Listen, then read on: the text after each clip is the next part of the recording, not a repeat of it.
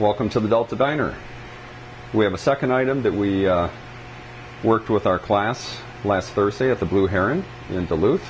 Another saute that I'd like to recap so that you have on a video footage if you would like to take a look back to what it is we covered. This one is part of what we serve as a veggie egg bowl. It's basically some really wonderful greens that we're going to saute. It has asparagus in it. It's going to include feta cheese, crimini mushrooms. I'll run through this for you, and then we'll do the saute and show you how it comes together. Normally we'll saute this, and you'll see how we put it together, and then we'd top it with a couple of really nice steamed eggs on top. Asparagus, we're trying to do a French style cut, as we call it, with a diagonal cut. It opens up the center of the asparagus for the saute. This is basically a spring mix. It's a really nice spring mix. These are all very delicate greens. We're also going to, in there we have some kale. It can be flowering kale, it can be standard kale, something with a little bit more of a crunch that stands up to saute and maintains its body. So put together whatever mix you like, doesn't matter. It's all going to saute nicely. These are fresh criminis. We've already sliced those up, but fresh criminis are the standard we use here at the diner, but any mushroom you like would be wonderful in this. Feta cheese. Again, we use feta cheese that's suspended in liquid. It's a very nice feta, but just a block of feta cheese will work very well for this also. The only thing that you want to do with this that's a little bit different other than collect these ingredients is the way you cut your asparagus. And I'll just show you how to do this. I'm going to do individual stalks. You can do multiples together if you'd like. I like a somewhat deep knife because you can actually use your fingers then as a gauge for a constant cut. So I'm actually kind of leaning that back on my knuckles, and I'll do it with more here. You can kind of see what the angle is on that. Don't have to be uniform. In fact, we kind of like it if they aren't uniform. It adds a little bit more character to the mix. Those are going in with the rest of this is all going to get combined. And that's basically going to be it, other than the fact that when it's all said and done, we have a shallow bed of, this is brown jasmine rice. It's got a bite to it. It's a little heartier. I wouldn't recommend for this dish something like a minute rice or even a basmati type rice. You want something that has a little chew to it, a brown rice or a brown jasmine rice. And there's not a lot of rice in here. That's not a thick amount. You can see that it's just a thin layer. And the reason we're doing this, just as a reminder, is anytime you saute greens and vegetables, you're going to get some liquid residue. And the liquid residue might be unappealing to look at in a dish, but it has great flavor. We want this for a little bit different texture, and it's also going to soak up those liquids so that you can capture that flavor and not have the dish look like a sloppy dish. All right, we're ready to do our veggie saute. That includes the crimini mushrooms, the nice leafy greens, a little bit of kale in there. We've got asparagus, and we've got olive oil and wine that we'll use for this, and then the feta cheese that tops it. And we also have our brown jasmine rice, which is the nice bed that this will all be placed on. This heat, I've got this on medium heat. We're going to put this in a certain order. And remember, we talked about stacking in class. When you have a single saute that has multiple items that all cook at different rates, we cheat a little bit at the diner because we only have 2 saute spots and we have a lot of things going at once. So what we do is we'll put in the crimini mushrooms because they're going to take the longest to cook in this saute. In fact, I want to add a little bit more, so I cover the bottom of that pan. Now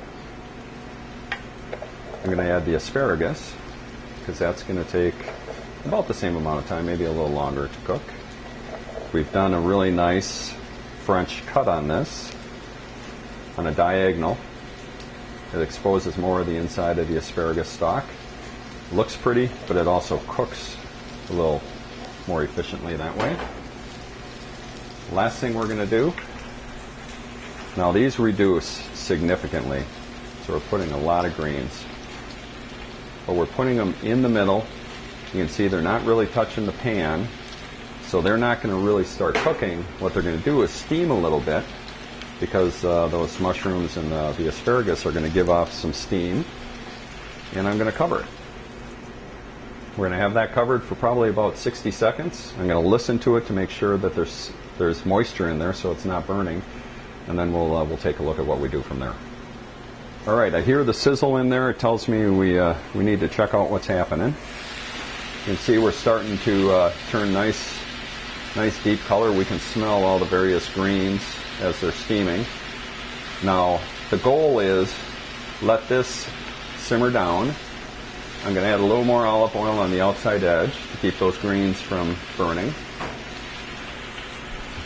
I can hear moisture in there, but I don't want to bring this together until the mushrooms are nearly where we want them, because right now they're on the bottom. That asparagus is steaming, the greens are steaming. I'm going to put the cover on for another 30 seconds and we'll bring it together. Where this can help you at home is while your steaks are resting, if this is part of your meal, maybe this is your sauté salad side, you can do this and you don't have to individually do the mushrooms, then do the asparagus, and then do the greens, adding them in at separate times.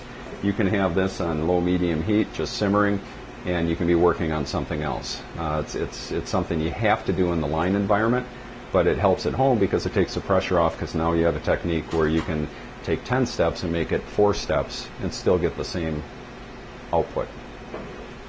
All right, I'm going to turn this back up a little bit and let's bring it together. That's looking really good. So you can see mushrooms are browning, got a beautiful really green asparagus there. You can see that all the different types of greens. So at this point, most of that liquid you see in there is water. We're going to add our seasoning, and we're going to just reduce that liquid.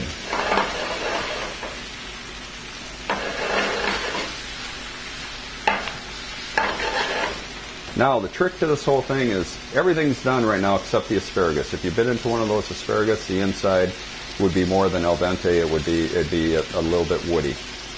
So the last thing I want to do is add an intense, quick steam to this. I am going to add just a little bit more seasoning. I'm kind of looking for pepper flakes in there to tell me whether or not it's the level that I want it to be at.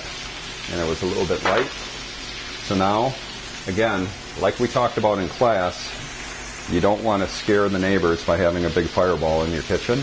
So have your pan in your left hand ready. I'm going to keep the heat on here. I'm going to add the wine. I'm going to get a cover on it to control the steam so I don't ignite it and have a fireball.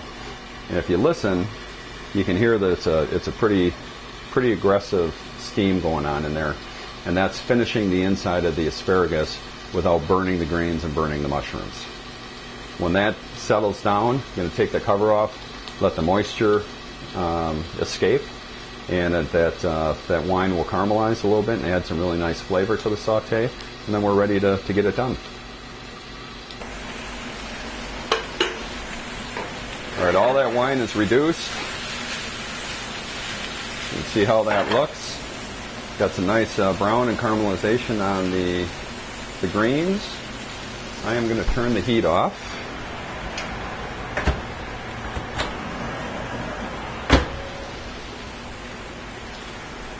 This rice we prepared in advance, so it was just room temperature. Hit it for 20 seconds in the microwave. For a nice hearty rice like this, that works really well. Now what I want to do is put these greens over the top of that rice. Any of the juices, the moisture that's coming out of that really nice mix, it's going to soak into that rice, so you don't get a soupy situation down in the bottom of your bowl. Now we're going to bring it over here. I'm going to dress it out with feta cheese. Now what I recommend, put a poached egg on this. Put an over easy egg. Steam an egg. You can do that by, if you have a griddle, putting it on the griddle, and rather than flipping it as over easy, put a cover on it and inject some water underneath and let it steam, and it'll be just this beautiful kind of opaque finish to the top of the egg. Put an egg on this and it's a wonderful breakfast, but if you want it just as a side saute, good stuff.